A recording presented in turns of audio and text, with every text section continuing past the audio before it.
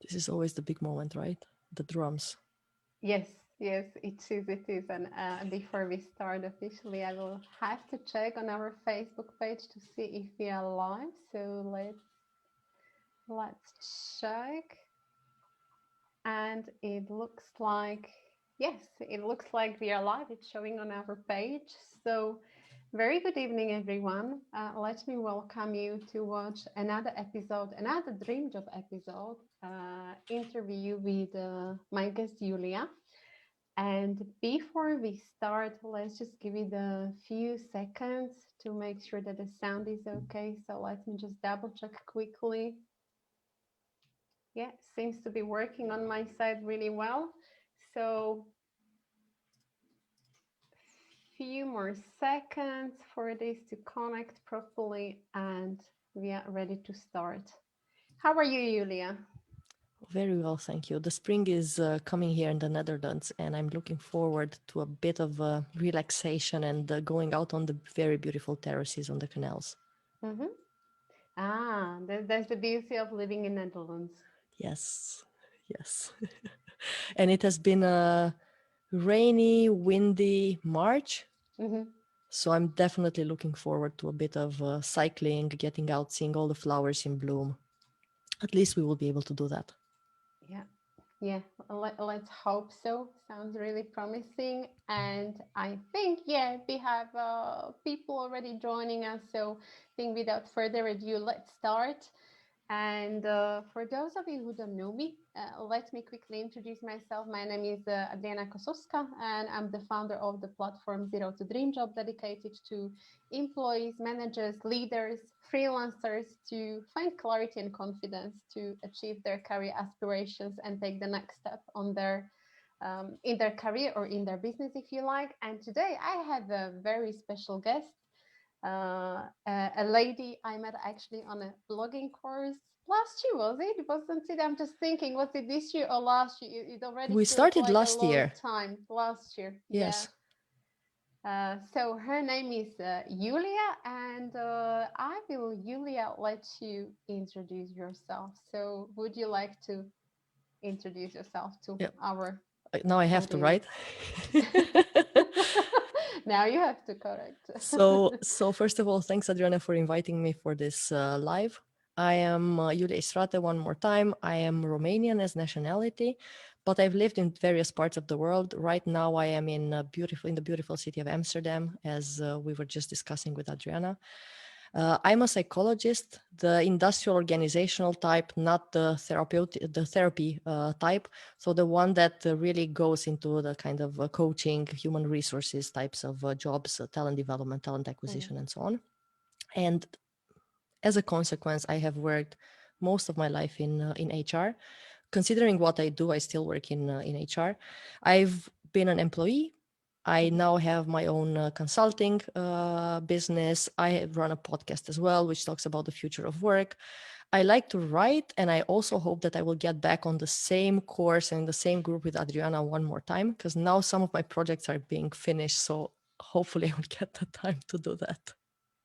You get a bit more time off for the fun Yes. things. Well, not that your Yes. business isn't funny, and we will talk about it, how to turn passion into your business, but the stuff where you can genuinely explore more of your potential, and writing and podcast really seem to be your favorite thing to do.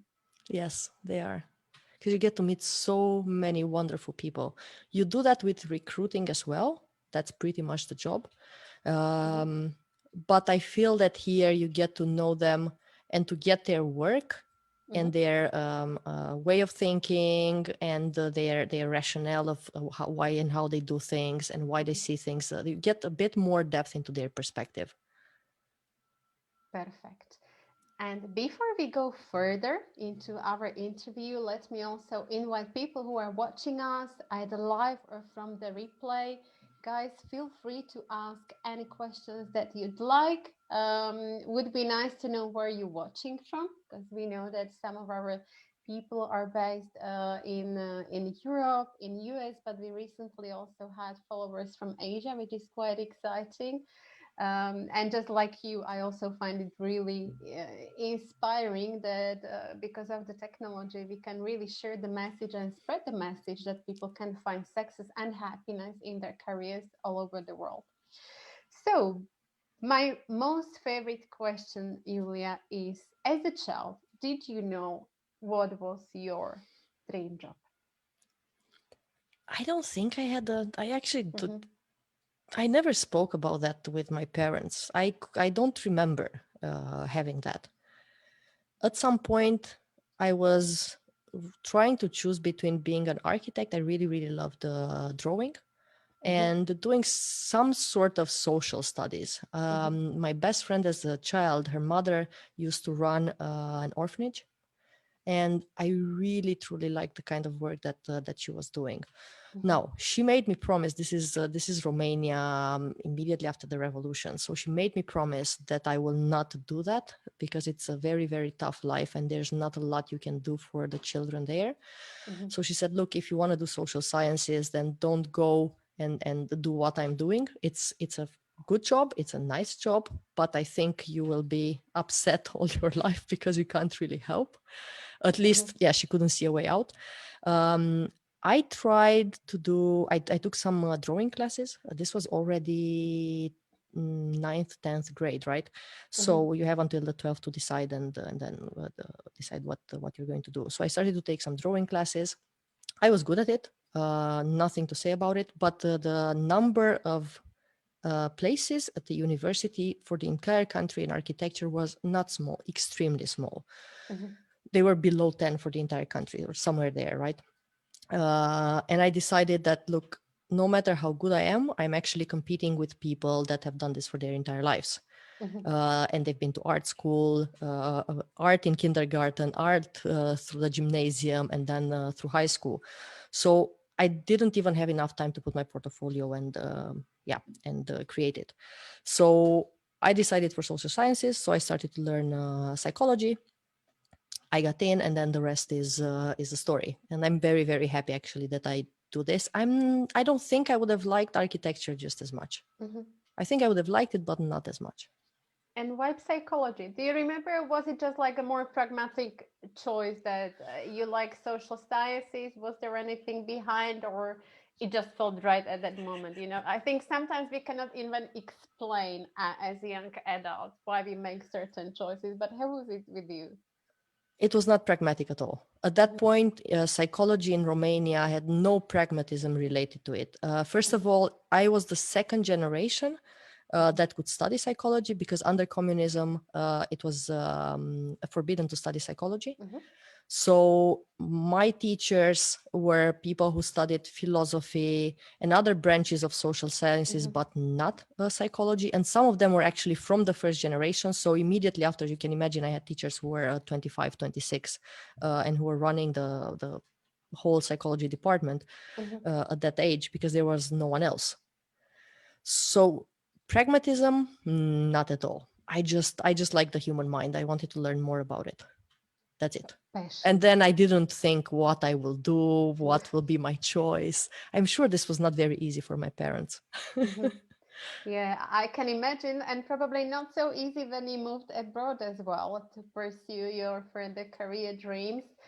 So, but to cut the story short, because the topic of the interview today is one that is, I would say, a very hot topic these days because of the current climate. There are so many employees that are right now going either through redundancies or their career and jobs are impacted in one way or another, leaving them think what is going to be my next step, whether it's going to be shall I find another job here if I'm impacted by redundancy, or shall I start another business. So what I would like to ask you as the next question is, do you still remember the time when you went through your redundancy, when you found out that you were going to be laid off, and what was the impact it had on you? Like, how did you deal with that particular moment or situation, if you still remember? Oh, for sure, I remember.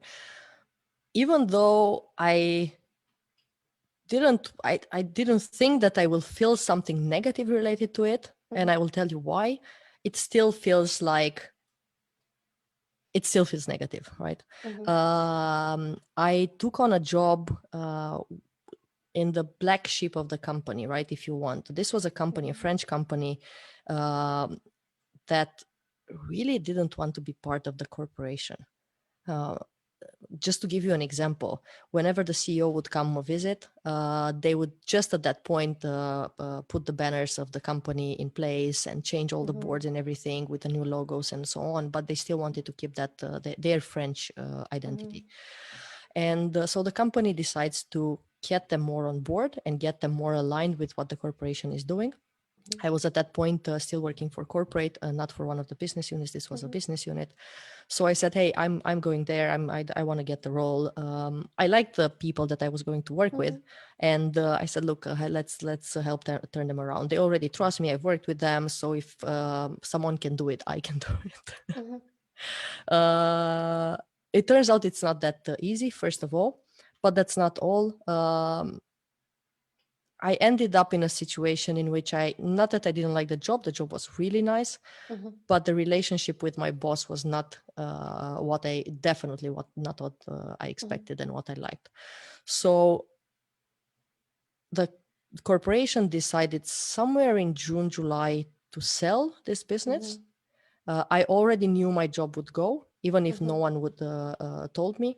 This was a global development org development job in which we literally had to do everything from the scratch, right? Mm-hmm. All the processes, everything, all the policies, everything, all the programs that we try to do at a global level from zero.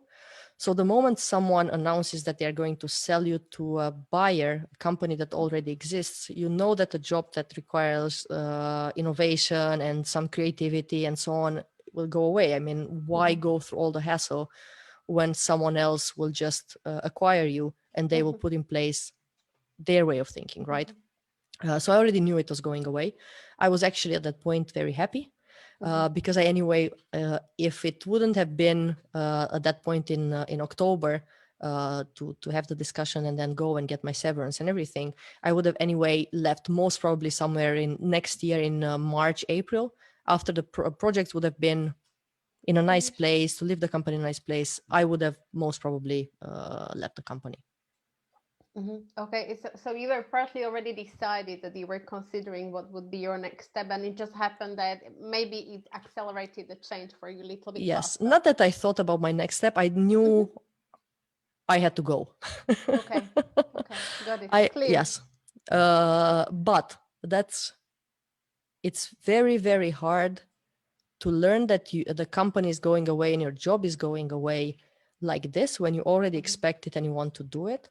So I can only imagine what's in the minds and the hearts of people who are being let go without knowing it and Mm-hmm. without expecting it and without wanting it. Yeah.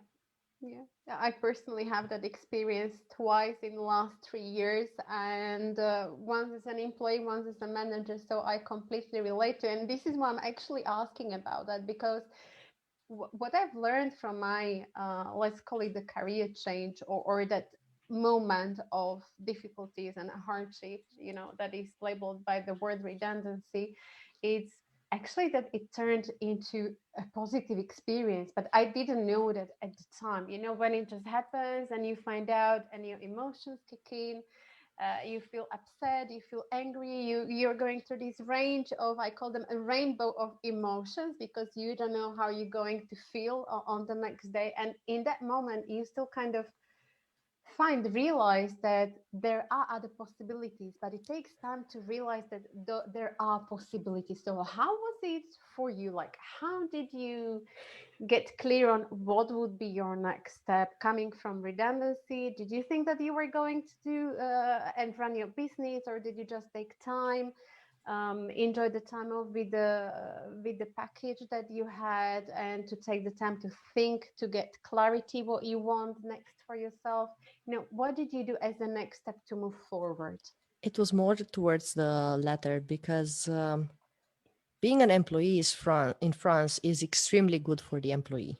Mm-hmm. The social protection that you get is extremely high. Mm-hmm. So my severance package was a very nice one. This was October. So I was already on, because they were selling the company, I still had 3 months with the holiday and everything else. Mm-hmm. So until February, I was in a sort of garden leave, Mm-hmm. right? And only afterwards, so still have the salary paid and everything else, and then afterwards the severance would kick in. So this was about 13 months of severance. Mm-hmm. So it's a good, right? You have pretty much a year and something to do whatever you want, and your salary Mm-hmm. is being paid. And then I would have received unemployment as well. So Mm-hmm. after this, so pretty much I took time off. I had Mm-hmm. no idea. I did start a coaching class and a coaching certification immediately after, because I needed to do something. I'm not the type that just sits and watches movies. So that was Mm-hmm. it was good because I learned how to be a better interviewer while I was doing coaching. Plus, I learned how to do Mm-hmm. coaching, and then it still helps me with the podcast as well. What I've learned in the coaching class. So that was a 6 months class, Mm-hmm. but pretty much besides that, I took time off. Mm-hmm. And I remember I was in Amsterdam somewhere in January, middle of January. I think this is 2016. So, yeah, and or 2017, somewhere there. And one of my even current clients right now, he called and he say, "Hey, do you want to restructure talent acquisition?" I worked in talent acquisition most of my life until Mm-hmm. then, with the exception of the last job, which was org development, which included talent acquisition as well. So he's asking me, "Hey, our companies are splitting. I only have Mm-hmm. one person doing talent acquisition. Can you take over and let's build a talent acquisition function for Europe, Middle East, and Africa? This is for about 5,000 people." Mm-hmm. So I had to decide at that point, hey, how do I do it? Do I get employed? He was ready to do that as well, or am I doing this as a consultant? So I said, hey, if there's a good time to try consulting and fail, this is it, Mm-hmm. right? Interesting you say to try and fail. So you were already kind of prepared that this might not work out from the beginning, or what do you mean by that? Just try and be prepared if it fails. Well, you work in HR and you read the statistics, right? You need to Mm-hmm. have 10 companies that fail until you get a successful one. Mm-hmm. So the first one has a very high chance of failing. Just, I don't know, just knowing some numbers and understanding that I've never done it before and I don't even know what to do, but let's just try it. And how did this mindset help you? It's interesting you say it because what I tend to observe when working with people is usually they want to get it right the first time, right? Especially like when you really start freelancing or even if it's just a job. I think our sometimes the demands that we have on ourselves to get it first time right, it's really, really high. So hearing that you took a different approach and you were prepared that it might go really well, but it might also not go as you wish or as you imagine, as you would expect. Um, I kind of feel a little bit of like a playfulness, curiosity, but also freedom to learn from the mistakes. Was this the kind of thinking that you had, or how was it for you? You know, what was it that really empowered you to have this mindset and not feel pressured into getting it right the first time? Well, I'll tell you two funny stories. So the first one, I'm going to open the business, right? And then you need a bank account, so and an accountant and all of that. So my first question to them was, so okay, I'm opening the business. Pretty much, it should be easy, right? You get some paperwork, I sign something, you sign something, and then we get it done. How do I close the business? So pretty much everyone was looking at me. You are just opening a business. Why are you thinking about closing the business? And I was like, yeah, I know it's easy to open, but it's very, very hard to close. So Mm-hmm. I want to know what type of business am I building in terms of juridical, right, status, Mm-hmm. and which is easier to close, because I don't want the hassle at the end. If I want to close it, I just want to become an employee again. This doesn't work. Mm-hmm. Or I'm a failure and it doesn't work. How easy is it to close it or not? Because in France, I was already in France. This is Mm-hmm. it's not working very easy. to start, it's very easy. To close anything, it's very hard. Mm-hmm. So they already started laughing at this. And then the second one, I have a good friend. She was a mentor as well, and someone who was a Mm-hmm. consultant for the company that I used to work for. And I called her Mm-hmm. because I didn't have any clue what kind of rates to ask for, what's out there in the market. When Mm-hmm. I was paid as an employee, because I moved from Romania, I still got a Romanian salary plus a cost of living allowance to Mm-hmm. yeah, uh, really get To a live abroad, Western yeah. type of salary exactly and to live abroad. So I didn't even know what kind of rates to ask. So she helped me out with that. But the rates that she made me ask for consulting were outrageous. So in my mind, they were like, I cannot ask for this. I mean, Mm-hmm. this is what I make in a month that you're asking me to ask for a day. Mm-hmm. And then she took me through the whole process. And because I didn't write as an employee, you don't think about it. You will not, you will have to pay for everything. As an employee, especially in this big corporate world, and I worked for a very good company, I Mm-hmm. didn't have to pay for anything. I even had consulting available because I moved from Mm-hmm. country to country. I traveled very much with recruitment. So taxes and everything. I mean, someone took care of anything that I was doing, paying social security and everything else, pension funds. And as a consultant on your own, as a freelancer, there is exactly zero that is being provided to you. Mm-hmm. So you have to take care of everything. So she taught me how to look at my business and how to understand what will be the cost Mm-hmm. and what will be the profit that I will get. Right. Mm-hmm. So that outrageous amount didn't seem outrageous anymore. So I had the courage to just go ahead and propose it. And then I didn't get it at the exact at that exact rate. She was already a consultant for 10 or Mm-hmm. 15 years, and I was using her rates. Mm-hmm. But I still got very, very good rates, and that's how I started working. Mm-hmm. I I am fearful, but I like this kind of fear. It makes me move forward. It makes me feel that there's something that I need to do. If I'm too relaxed, if I'm Mm-hmm. too calm, if I'm too complacent, I don't know. That doesn't keep my energy levels up. Mm-hmm. Got it. Got it. So you I kind of like a challenge, like your next step or this opportunity has I to like a really bit of excitement feel in my challenged life. and Yes, exciting. Yeah. yes. Got it. I'm just thinking because you mentioned a lot in what you just shared, and two things that I find quite appealing and inspiring. Number one is as a, someone who maybe was not thinking, I would say consciously, yeah, not deciding I'm going to run a business.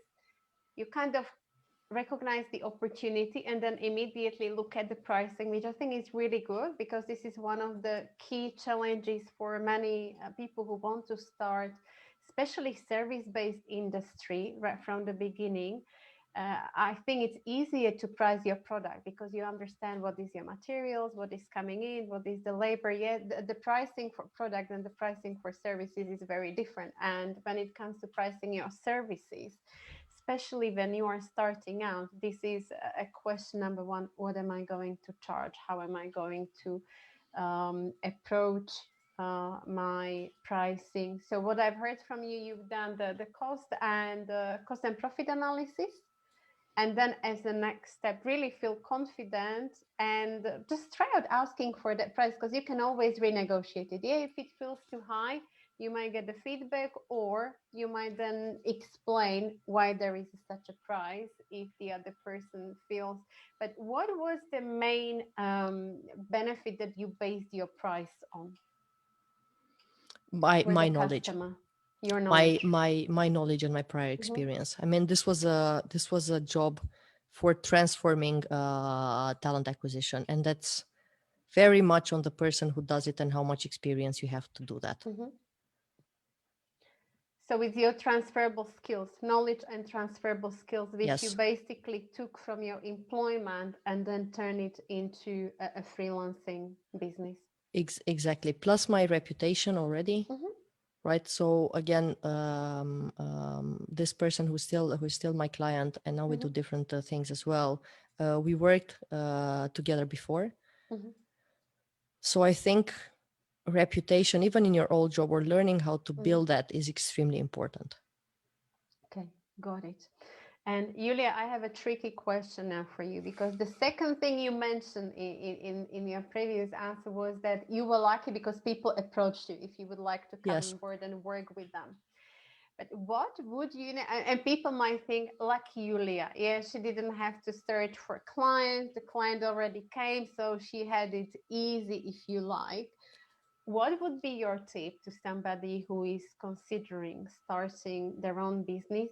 Let's talk more about service-based industries, because that's what I mostly specialize in. But how could people go on about finding the first client, or how did you go on about finding the first client? Yeah, if you didn't have this lucky opportunity, let's call it. I think the most important first is to define what you're selling, what Mm-hmm, is your product, mm-hmm, right? And second most important is to define your audience. mm-hmm, And I know everyone says it, but it doesn't, it's very hard to make it click, right? Everyone says find a niche and then go with that niche. It's better to find a niche than to address your products to everyone.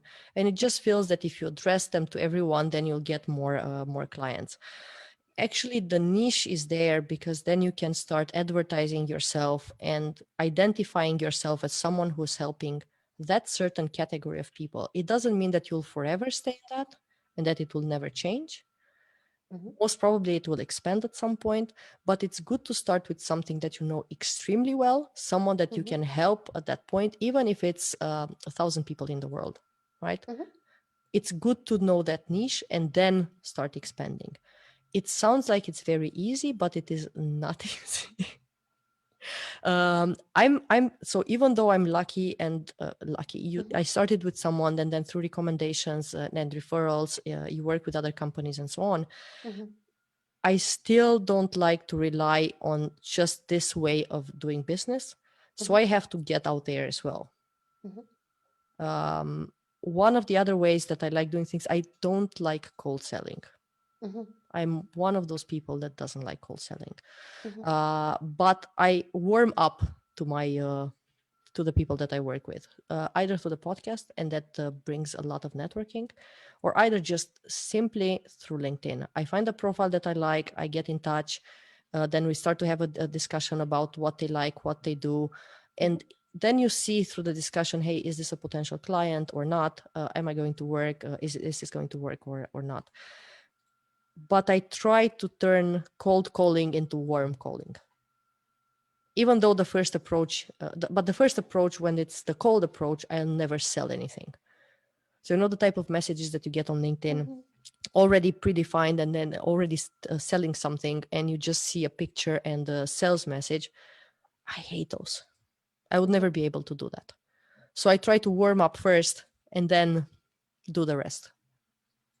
And how do you do that? Do the rest? Like, would you be able Mhm. to give us a few examples, especially for people who are thinking, like, because we are in a business for a while, so cold calling and warming up might be familiar jargon to us. But let's talk to people who might never ever heard of this before. So, how do you turn a cold calling to a warming up your audience?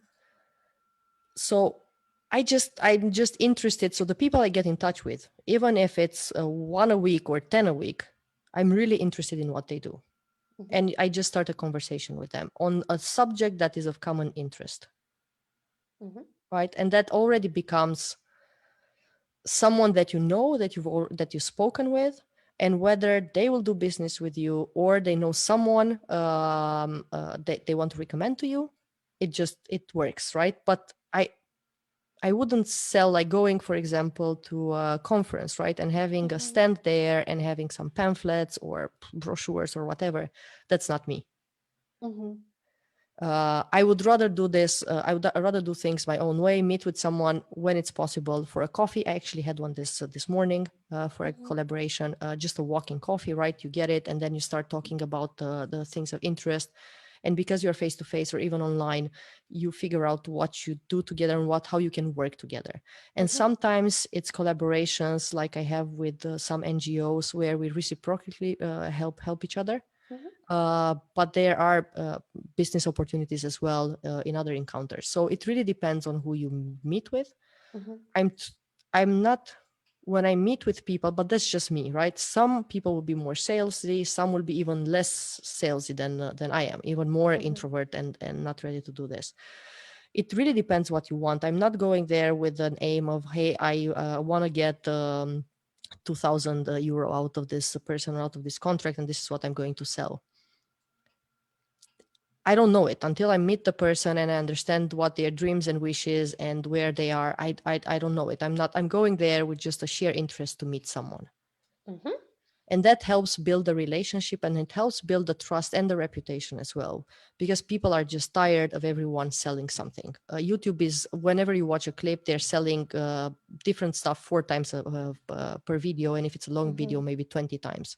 Whenever you open Facebook, someone is selling something to you. Whenever you open Twitter, someone is selling something to you. Even on Amazon, which is supposed to be a paid TV, you get commercials, right? And someone is Mm-hmm. trying to sell something to you. It annoys me, so I don't want to do the same to others. Mm-hmm. Yes. Treat the others or treat your potential customers as you would like to be treated by knowing what annoys you. Yeah, that's a Yes. good strategy, actually. Yeah. And it is, you mentioned LinkedIn as a tool to gain potential clients or new connections for relationship building, professional relationships. Would you recommend LinkedIn as a platform to somebody who is thinking of starting their own business, but doesn't, let's say, have the funds to build a website? Because this is a common, I would say, maybe a common misperception, if I may call it this way, that people think that if I'm going to start a business, I need website, I need logo, I need to present myself, and the investment coming with that is already quite high.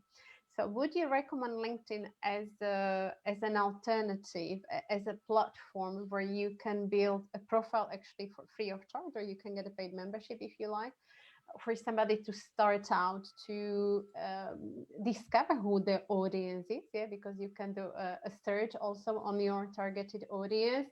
You can also find out what that person is, let's say, interested in, yeah, by knowing what are the challenges, what is their expertise, and so on. What's your take on it with the LinkedIn as a tool to grow your business and a lead generation or building your network, maybe?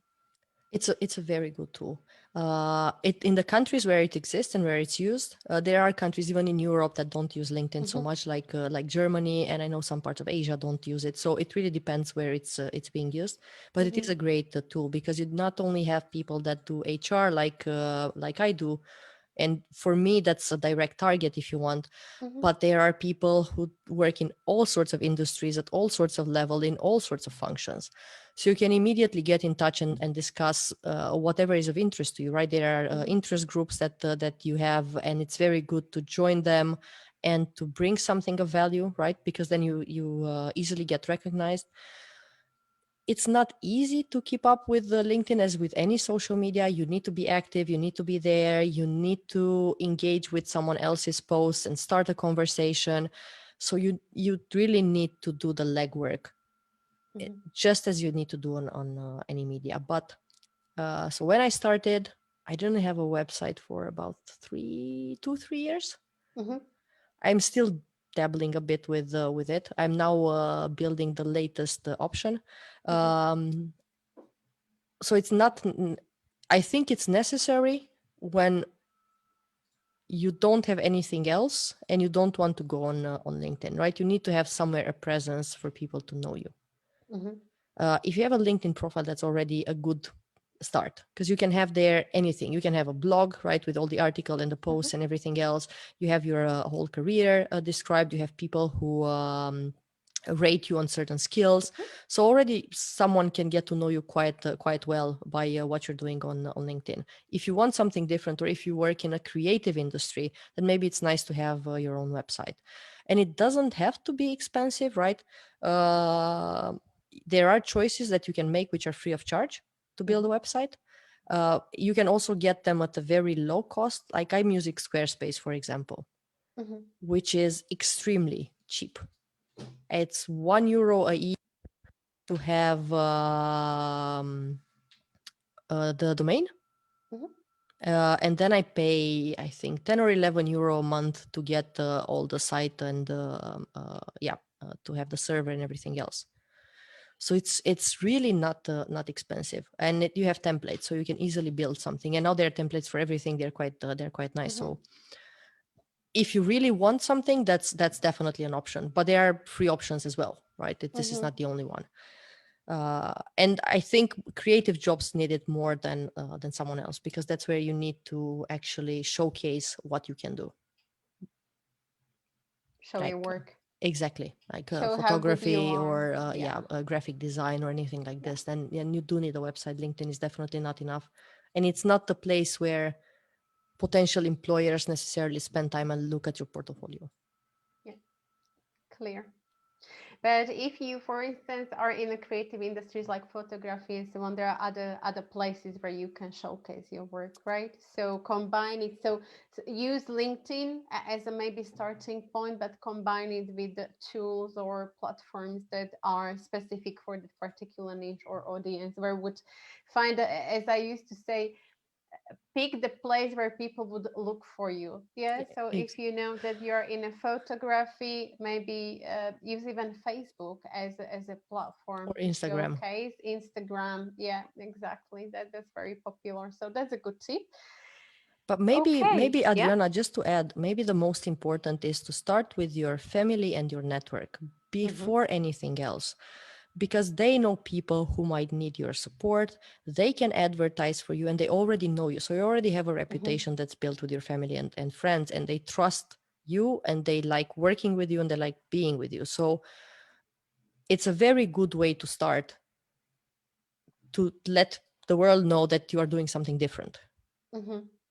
It's interesting you say that because I remember in my case, I was very apprehensive to mention about my career coaching to my friends. I was quite okay to share it with my family, but when it came to my friends, I think at that point, I wasn't fully clear on what my services are going to look like. Who am I going to have? Like, until you really get these basics in place, what is your message? What is your niche? What is your service? What is the benefit of your service? Who are the people that you serve? Who are you helping?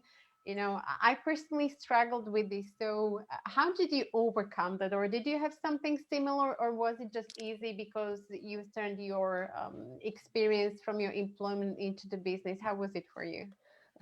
It's easy and it's not easy, because you know what you can do, but you don't. I think the hardest is packaging what you can do in a sort of way that sounds like a product, and you Hmm. have no idea because you didn't work in marketing before.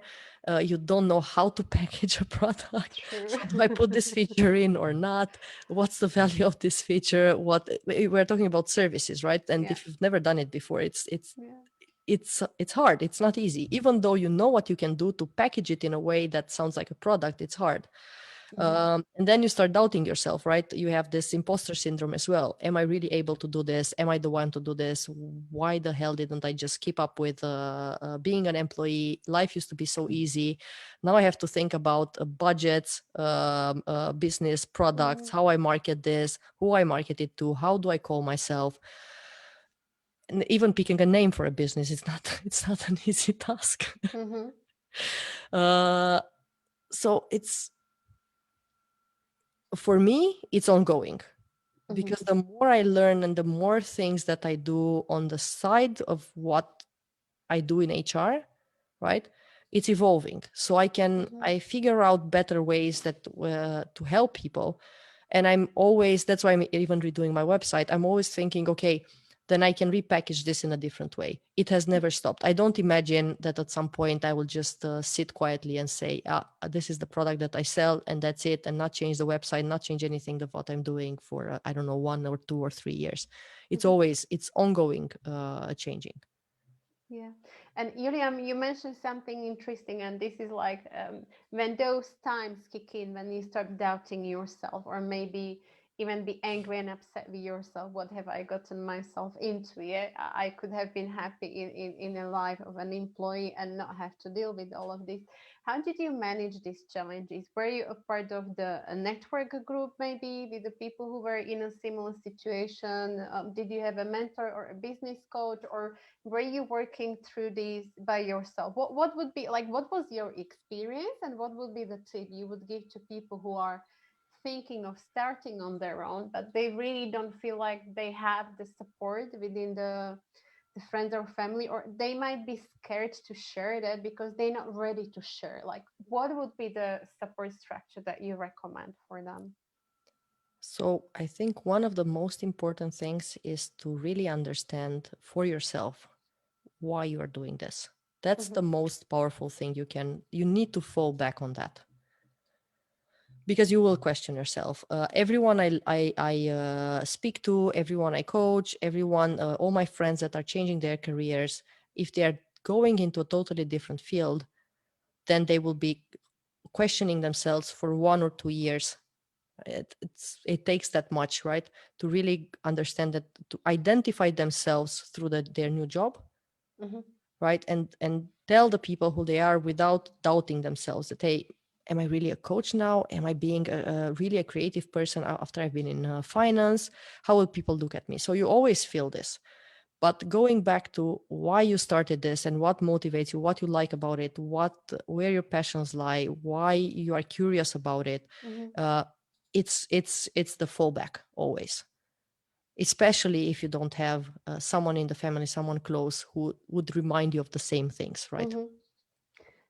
And what is your why? I know I'm jumping here, but you mentioned the why, and I know sometimes this can feel overwhelming. But would you be happy to share what was your why with us? Yeah, freedom.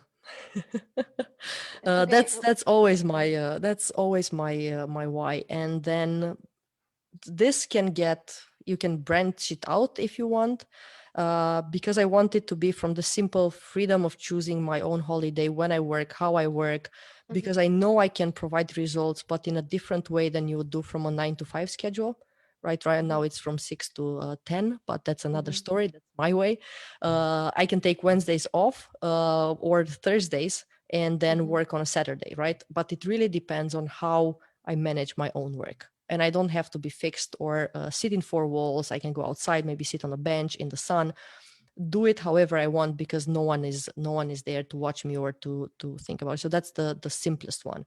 Then mm-hmm, I can move wherever I want. I can do this job from wherever. mm-hmm, I've been in France. Right now I'm in Amsterdam, but if I want to go to Portugal, or sit on a beach with a laptop, then I can do that. mm-hmm, Then there's freedom to experiment, and to learn things that you wouldn't necessarily learn in a company as an employee or a corporation. mm-hmm, When you are self-employed and you're running your own business, there is no one to protect you, right? If a company goes bankrupt and you're an employee, you get severance or whatever, you get some support from the government. Here, there's no one to protect you. You always need to have your skills at a higher level. You need to be out there. You need to get experience. You need to understand the world. You need to understand how the world that you are seeing is influencing your customers, mm-hmm, and bring that to them. And it's your duty to do that, right? So that's always the discussion, because I have clients who keep asking me to get employed in their companies, and I always say no. Or at least right now I'm yeah, good enough with myself to say no. Before that I would doubt it as well, because it's mm-hmm, way easier to be an employee. um, but they see the extra that I bring, because I'm mm-hmm, more facing towards the outside. I know what the world is saying, and I can translate that back to them, right? Otherwise it's you always have to go. I had to go to my bosses and ask, hey, I really need to go to this HR conference, and mm-hmm, it's budget and so on. Now I make my own budget. Now I know how important an HR conference or any type of conference is for me. I can just go get it. mm-hmm. And do you also get that sometimes what I observed from previous working experience was that sometimes employees were internally saying the same thing as an external consultant might do, but because it was an external person, like an independent view, repeating the same message that people already shared, that it got heard differently. Was this also your experience from a consultancy? Because this is often the perception between of the consultants and also the conflict for employees, where they don't like the fact that consultant is more expensive, and often saying the things that employees are also saying. So I don't deny that, but I Mhm, think there is a caveat to it. mhm, That's my experience, right? It might be mhm, that someone's experience is that they already had all the points and they knew exactly how to implement it, and they mhm, already had the project in mind and who to do it and getting people involved and all of that. In my personal experience, yes, employees would know what the issue is, but maybe I know how to solve one of them, you know another, mhm, your colleague the other one. There needs to be someone who puts it together. And mhm, besides that, there needs to be someone who manages the whole change or transformation, and mhm, someone who can inspire and get senior leadership on board as well, right? mhm, That's why sometimes you go to a consultant. mhm, And maybe you go to a consultant because the 3 or 4 people who knew what had to be done and they were perfectly right, they are involved in something else mhm, and they need to get that running, right? And mhm, instead of hiring another headcount, you are hiring a person to get the thing started, and then maybe you'll involve these 2 or 3 or 4 employees mhm, afterwards. It's very hard to see it from an employee perspective. I was there as well. mhm, But then afterwards, you do realize that, hey, when a consultant comes in and they're only focused on that problem, they are not distracted by what has happened in the team mhm, or what are the politics in the company. They don't want to get promoted. They are really, really, there's only one thing that they need to be focusing on. And they get it done way quicker mhm. because because they have this focus, right? Whereas an employee, unless the company allows them to have this focus, it's very hard. But I mean, right now, entrepreneurship is something most companies value. Mhm. So I see more and more a drive towards getting your current employees start all these new projects, all these new initiatives, and driving them internally, rather than Yeah. getting a consultant. Mm-hmm. And the thing I'm asking is because there is importance, especially when you are in the field of consulting, at least in my view, is to understand what is the value that you are adding or bringing as opposed to the employees who might be working within the same area or the domain as a consultant. So, what would be your tip? How, in your view, what should people get clear on?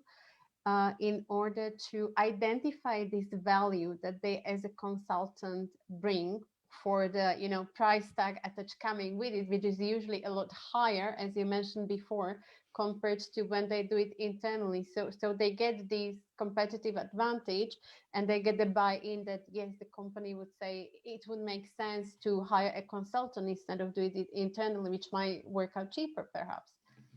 So definitely operational skills, like tactical skills, day-to-day Mm-hmm, stuff that needs to be done, that doesn't have a lot of value, right? A mm-hmm, consultant brings something more. A consultant brings the whole vision of a project and of a mm-hmm, market and how they fit together. They bring different perspectives and they put them together. That's where the higher value is, right? mm-hmm, So if we can bring this kind of knowledge for a client, that's definitely of value. That's something mm-hmm, that they don't have internally, if they don't have it internally, right? mm-hmm, Sometimes this it might happen that that person actually sits internally, not as a consultant. mm-hmm, But that's where the differentiation is made, right? What do you bring that I'm not having in the mm-hmm. company? That's why you hire a consultant. And it sometimes it can just be that they need someone to tackle this extremely quick Mhm, without any kind of discussion. There are consultants who go in there and just execute, mhm, right? You have to execute, you are paid to do that, and you'll execute. It will not matter if Maria is not on board today, or if she's sick, you'll get someone else in, right? You try mhm, to make things work because you have maybe, and I've seen this done, implementing an HRIS for mhm. 100,000 people in 3 months.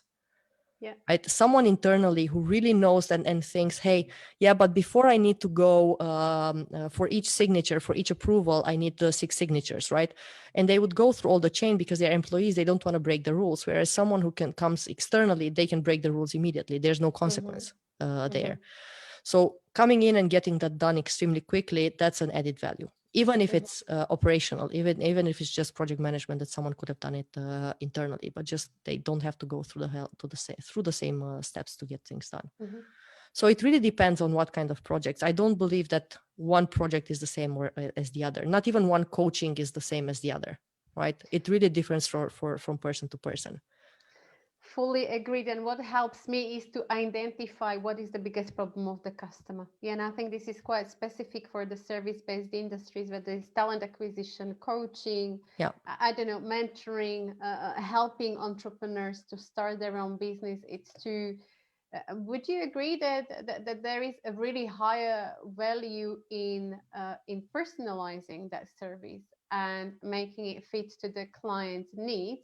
Because what I've seen right now is there is a 6-step process or formula. Yeah, if you apply this, it's going to work, and it's so generic that unless you know that organization or department or the client and their specific problem, you're not going to be able to tailor your service Yeah. so you can deliver it really well. And based on that, you could potentially add a higher value or add to the price that you are offering, especially when you are starting out. You don't then have to worry, am I skilled enough or am I not? Because you understand what is the gap and focus on fixing, helping the client to fix that. I don't believe in services or solutions that are ready made. Best Mm-hmm, practices, formulas that have worked for someone, apply that in somewhere else.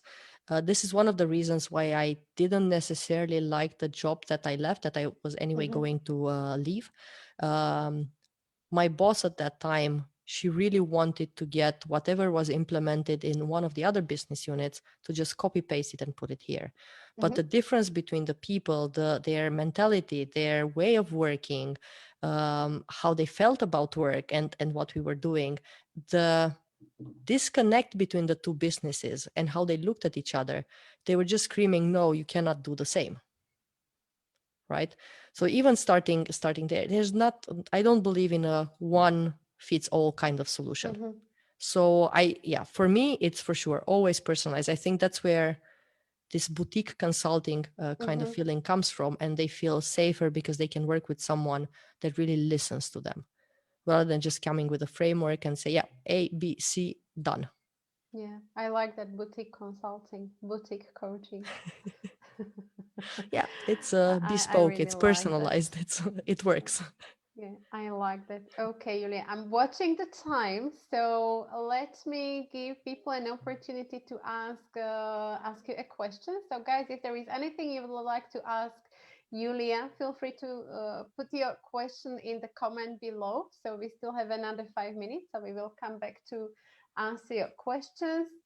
And the last question that I have before we take a look at the questions from our followers is, Yulia, I think when I researched the biggest reasons that keep people stuck or maybe worried if they can't make it in the world of business, or if they can switch from being an employee to a freelancer and business owner, there were two things. One is fear of failure, and we already addressed that, and the second one is money worries. Yeah, how will I make this work financially? Will the business bring me the sustainable income? Because it's uncertain. Yeah, and my question to you will be, especially during those first 3 years when you're expanding, when your costs are increasing, how did you make it work financially in order to prepare for all these uncertainties? You obviously have bills to pay, family to take care of, and support financially. So, how did you make it work financially?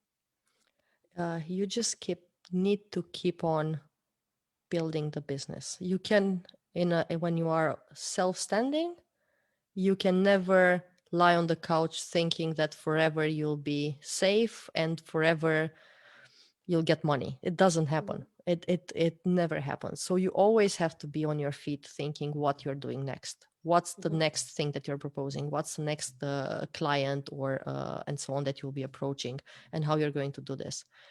It will always be on your mind. It's not stable. It's so volatile. And this year you can make a huge amount of money, and next year it can be close to zero because I don't know, the certain industry you work in is just not doing well economically. And Mm-hmm. they don't, instead of requiring services from consultants, they just manage with their own resources internally, right? That happens as well. So Mm-hmm. what are you doing in that year, and how do you keep things running? And keeping, like any kind of big company is doing, keeping your finances in check and really understanding what you're spending money on and why is very important, and especially in the first years. It's better to have something aside than to spend everything because you think everything is going to go well. Mm-hmm. True. Did you also build your financial reserve? Because one of the common thing I've heard, and I think that this was in London, I was attending at conference, and what actually surprised me was that the entrepreneurs were discussing that they would pay everyone else, like suppliers, for all the materials and so on, but they would hold on with paying themselves.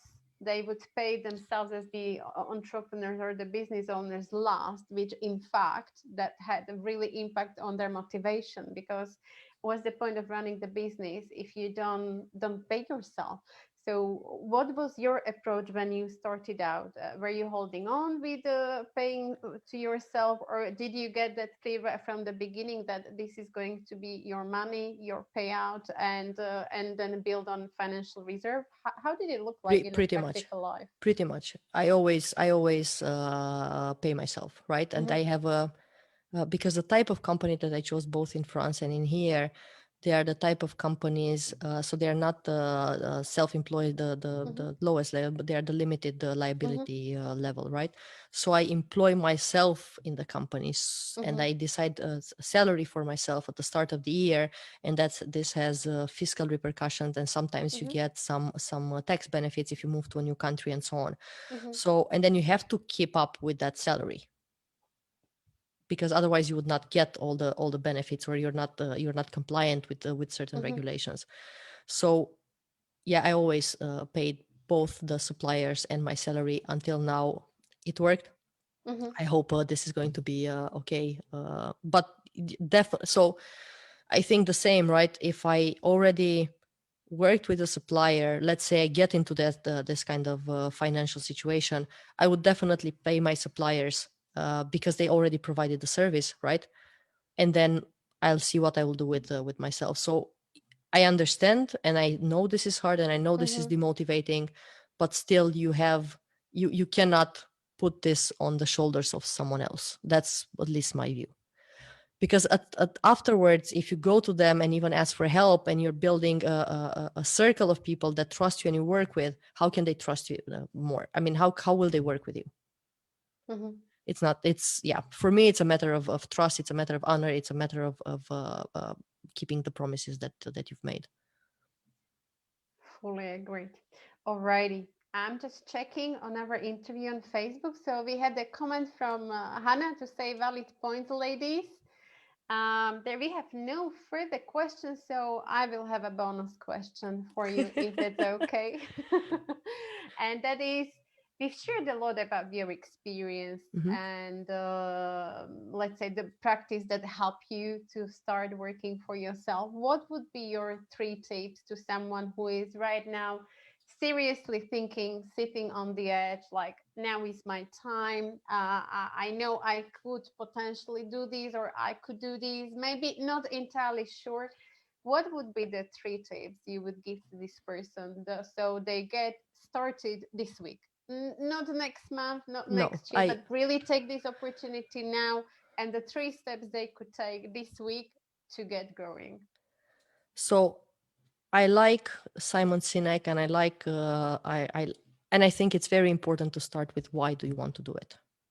If it's just because you are running away from something, but you don't have anything else, I would say step back and think about it. Mm-hmm. Because running your own business, it's nice, but it's not easy. All of the sudden, you are the CEO, CIO, CFO, you do everything, Mm-hmm. right? Even the parts that you do not like finances. I hate doing administration and finances. I still have to do it, right? And you will do all of this. Besides that, you have to go and sell, think of a product, transform the way you think and the way you do things. It's not easy. You're always not unsecure, because you learn how to not get that bad feeling from unsafety and unsecurity. But in Mm-hmm. the end, you are right. You always have to do something new. You always have to take care of your development. You cannot again just sit on the couch and think that things will get solved, unless you really got into a business that's passive and you can enjoy the beach. Mm-hmm. That's not my case. So it's really important to understand why you're doing it, and do you have the potential? Do you have the capability to do it? Right? Is this a fit for you, or are you better being an employee? If you can't decide it, I would definitely urge everyone to go and talk to first family and friends. They can be the best coaches ever, because Mm-hmm. what they can do and a coach is not able to do, is they can laugh at you. Mm-hmm. And family and friends can have this kind of humor, where you just realize that, hey, am I really able to do this, right? And they can also give you feedback on how they see you, how they perceive you, what even the types of products and the types of job that you'll be able to do, and the kind of Mm-hmm. direction you want to go into. So family and friends. If that's not an option, I would say get a coach. It really Mm-hmm. helps. And most of us, I mean, at least the ones that I know, first 30 minutes, sometimes even 1 hour, is free of charge. It's just getting to know the customer, and at least you get a bit of an Mm-hmm. idea where to go. So you can get that. And you can also get, there are all sorts of places where you can get, if let's say you're not affording a coach, right, to pay them once a week or twice a month, and so on. But there are places where you can get coaching at a really low cost as well. So Mm-hmm. that's also an option. But I would say, don't sit with yourself and think about this on your own, because two eyes and one brain are not enough to make this work very, very quickly. I think you need a bit of support somewhere. To get the clarity at least, so you can take the Exactly. next step, because I think this is what I found helpful at the beginning, and I also at the beginning took the advantage of the free discovery calls with coaches. And what I've learned is exactly what you shared, that once you are clear on the next step, like you don't have to have the full business plan worked out for next 3 years, but just get the clarity on the next step and just do it, yeah, and execute. And you learn from that. It's like it helps you get the clarity. You So will what I not heard, know everything from the very no. beginning.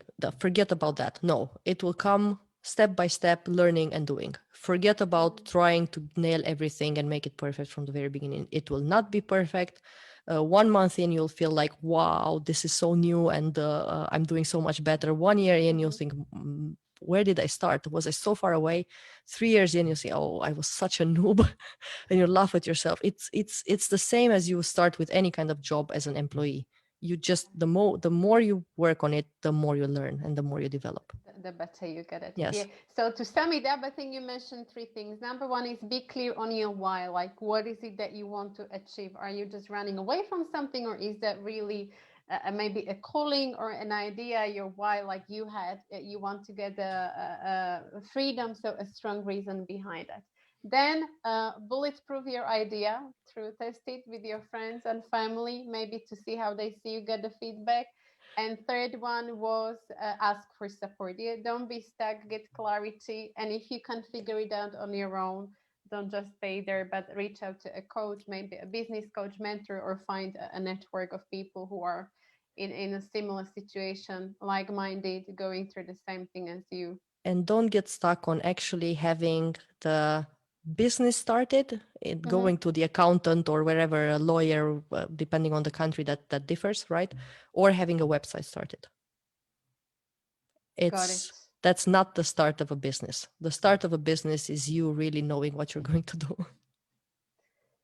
True. And you need to know that, because I remember one conference, and that was a breakthrough for me, where people share that your business starts from the moment when you get the first customer. And that was an eye opener to me, like just like start having conversations with people and figure out what is that problem and how can you help them to achieve it, and it would really work out and help you to take the next step.